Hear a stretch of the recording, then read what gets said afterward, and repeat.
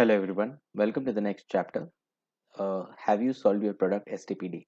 The reason I wanted to add this chapter was in a given span of time, I have seen a lot of small startups and mid-sized business have come to me to run their digital marketing campaigns, and I have realized that uh, somewhere or the other, their product or the service has not evolved or has not been a perfect product to be marketed. Somewhere it is still unfinished, or somewhere there is still work needs to be done on the product or service. Then, if you, even if you do digital marketing on that product or service, things might not work, right? Things might not give you the right result. Hence, I strongly recommend all my clients and all my fellow mates who are into branding that you should have your STPD resolved. So, what is STPD? STPD is S stands for segmentation, T stands for targeting, P stands for positioning, and D stands for differentiation. Positioning and differentiation is basically two sides of the same coin. Uh, I'll quickly jump each element and we will identify that what is the process of actually making sure that the product has been completely or the service has been completely completed in the process. So, what is segmentation? According to me, a segmentation is a group of consumers who respond in a similar way to a given set of marketing efforts. So, whatever product you see or you are planning to buy is somewhere you are a part of that segment. So, there can be a lot of segmentations that can take place. So, let's see how many type of segmentations are there. Broadly defined four, there can be more. Broadly defined four are geographic, means it can be geographically breaking. You can have a different product serviced for south versus north versus east versus west. Demographic, you can have it spaced out from the lens of a gender, from income, from occupation, from nationality, and so on. Then there is psychographic, where you have developed a product keeping in mind the lifestyle of the person, the socio-economic, the personality overall, and the last is the behavioral aspect, which is basically can be designed. The product it has been designed from an occasional perspective, or the kind of benefit it is offering, more seasonal or loyalty or attitude, something to do with the overall characterization of the human persona, right? So it's not that you have to choose one in terms of providing a segmentation. It definitely it can be a permutation combination of any of the four to fit in the product. But yes, the TG has to be defined really smartly for the problem that you're resolving by your product or service. The TG which you will be serving has to be really crisp for you to start. So we have a product called Rebalance in Dr. Reddy's, and when the product was getting designed, uh, we have a very clear distinction that the maximum amount of energy drinks are being sold in South, especially in AP and Telangana, and the TG which are having these set of drinks are between the age of 25 to 45 at the maximum, and they are into sports, they are into fitness, uh, they are office goers, they are workaholics. So you see, I defined the geography that it was south. I defined the demographic, it was 25 to 45. I defined the psychographic that they had the characterizations of being sporty, being workaholic, and then the behavior, of course, where during the summers, definitely it would be much higher, the consumption, and during winters it will be lower. Somehow I have mixed everything, but I have come to this consensus that this segment is working for me. Whenever you want to define a segmentation, strong recommendation, create a questionnaire which is encompassing all your thoughts in terms of the problem statement, and give it to 10 to 15 audience size, sample audience size, and let them fill it up. That will help you to narrow down and come to consensus that which of the segment is really close to the problem that you want to address. So whenever you are choosing a segment, I strongly recommend to choose segments in the most effective manner, and that is that it should be measurable. That means you should not take a very big audience size like a pan India and catering to everyone like a banking or a geo, right? If you're not at size, don't start with that. The segmentation should be accessible, it should be sustainable, it should be differentiable, and it should be actionable. These are the five strong requirements that should meet your segmentation, and then only you can move forward. So coming to our next part, which is ST. T stands for targeting. What is targeting according to us? Targeting is about evaluating each segment's attractiveness and then selecting one or more segments to enter. You will define various segments which might address to your product or service, or where you might be resolving a problem statement. But of all the segments that are being addressed, some of these segments will respond in a much effective manner versus the rest of the segments. So you have to choose which segments to start with, because the more niche you start, the higher the chances of winning that segment during the course of time, right? So how do we evaluate these marketing segments? We collect data on the growth rates, means basing on the size and growth. If the size is too small, definitely you will reach very fast, and you might need to shift to some other segment altogether. It should be attractive. The company objective and resource means the company's long run objective in selecting target, means it should be in a space where you can create good profits in the long term. It should be undifferentiated. Mass marketing means if you are doing mass marketing, then maybe you can ignore these segments. So this is like an outlier, undifferentiated. You can uh, remove this point from evaluation if you are starting with the new product, and if the size of the company is really small. Focus on the common needs of consumer rather than what is different. Don't try to be different, don't try to be innovative. Try to be as simple as possible in terms of resolving the issue. A very strong example for me here is an Urban Clap. They saw that there is a need where audience would like to get a lot of personal services at home, so they just designed it that way, and it was very simple space to be in. The gap was always there. It should be differentiated. That means the cost is quite at par with once you step out of your house to do it. So for me, Urban Claps really fit into this segment. Some of the examples of targeting what we have taken here. So there is single segment. So suppose you have chosen a single segment, you've just chosen one market and with one product. We're given the example of Woodland. Woodland has been consistently uh, promoting just one product of its shoes, which is for hiking, travelers, people who are on the move, and they're not moving anywhere beside uh, that segment, right?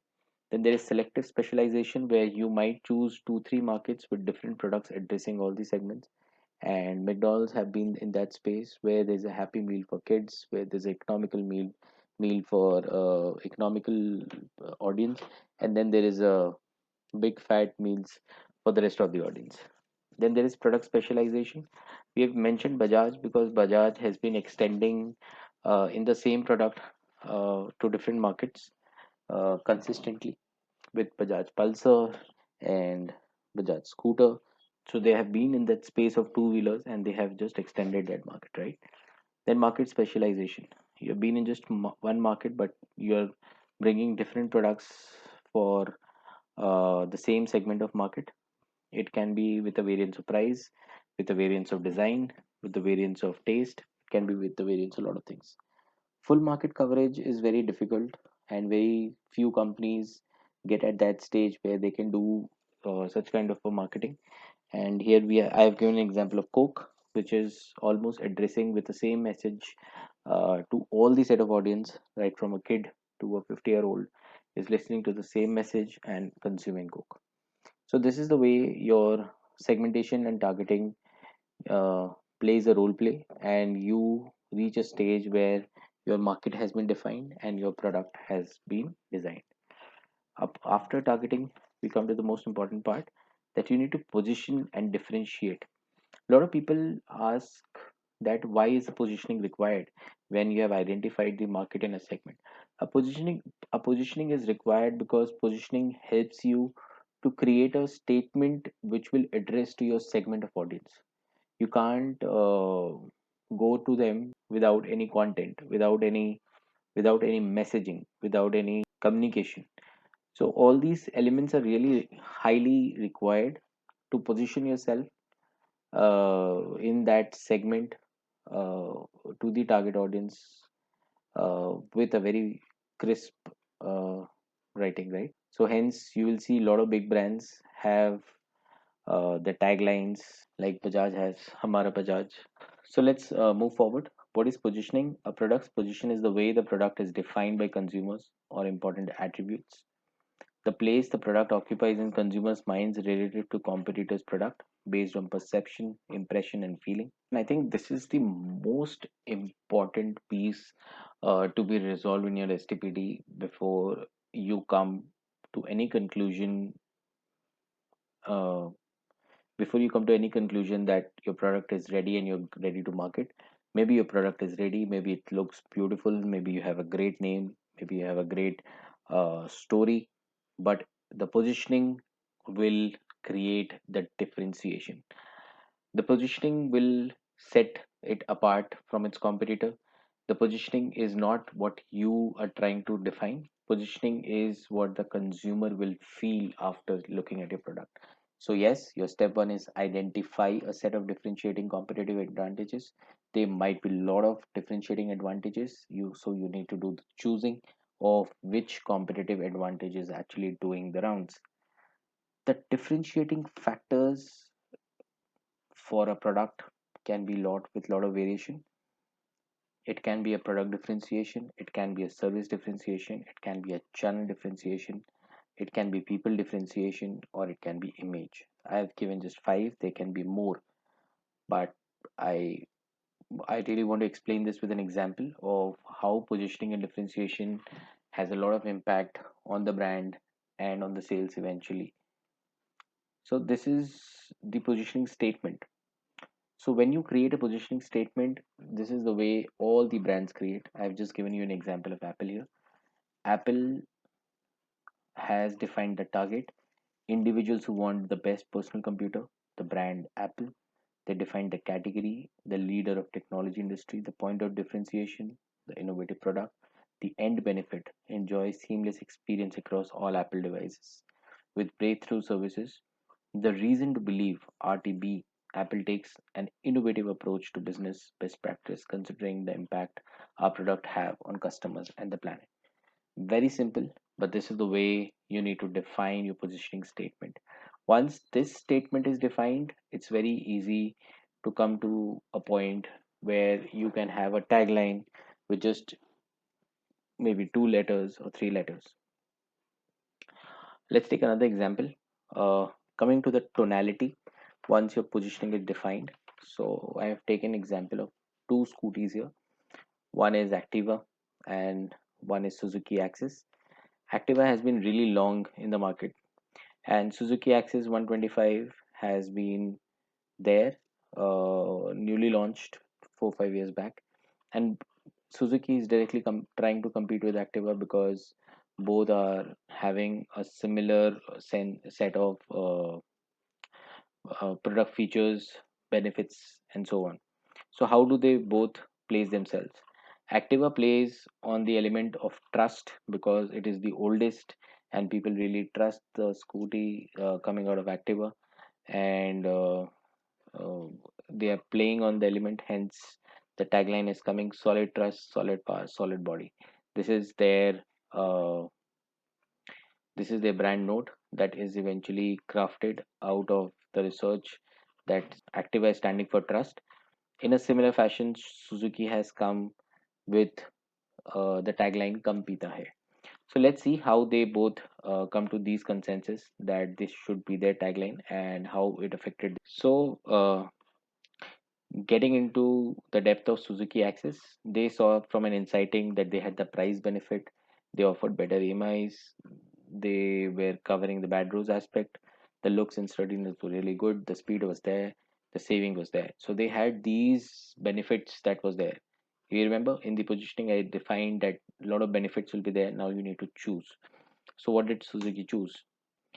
Suzuki actually bring brought it down to product features, and they saw that cell start is USP, mobile charging is a USP, disc brakes is a USP, digital speedometer is a USP, and 64 kmpl is one of the product features. So from this element inside, they choose saving. From product feature, they choose the 64 kilometer, and the reason to believe was the 64 kilometer per liter. The functional benefit it offered was it consumes less petrol, and the emotional benefit was if it consumes less petrol, I would save more. If it makes me more, it makes me more, it makes me feel secured and responsible. With all these coming together, we Suzuki arrived at a tagline called "Kam Pita Hai." So, getting into the reason to believe that "Kam Pita Hai," kitna kam pita hai, if you see, Activa was just 60 kilometer per liter. This was 64 kilometer per liter. Rest, all the elements that were there were actually exactly similar in their offerings. They could have played with the price aspect as well, but they choose this, right? So once they played with this, obviously, if you look at the sales number, this is 2018, 2019. This came in. In 18, the Activa sales actually dropped, and Suzuki's sales actually went up just with choosing the right positioning and differentiating factor. So this is the role that your positioning and differentiating statement can play in your product offering and service, because you are not defined by your product, you're defined by your segments and consumers. What your consumers think should be defined with the tagline that you're trying to write. So I'm showing you some examples of positioning. So this is the way we do the exercise, where if you're planning to launch a chocolate, you need to identify that which space you want to play with. If there is a gap here, you can play here, which is a high price and a low quality. Or you can play, because this has just two brands, you can play here. In similar exercise, if you see from the lens of mass marketing, pricing, affordability, and exclusivity, this is a space which is completely empty, you can play. So you need to create this access, and you would be able to identify that where your brand exactly stands. So choose, once you have identified the STPD, you come to your last and the most important step, that is the marketing mix. Inside marketing mix, digital is one of the verticals where your role play comes. So you can select the marketing mix based on the process. First, consider why customers should purchase your product rather than those of your competitors. Do this by identifying your USP and draw a positioning map to understand how each segment perceives your product. Next, look at the want and need of each segment of the problem. The product solves for it. Create a value proposition that clearly explains how your offering will meet the required requirement better than any of your competitors' product, and then develop a marketing campaign. So inside your marketing mix, you will have everything right from uh, you're designing your brochures, your digital marketing from SEO, paid media, earned media, uh, everything. So the conclusion is the STP model helps you position a product or service to target different groups of customers more efficiently.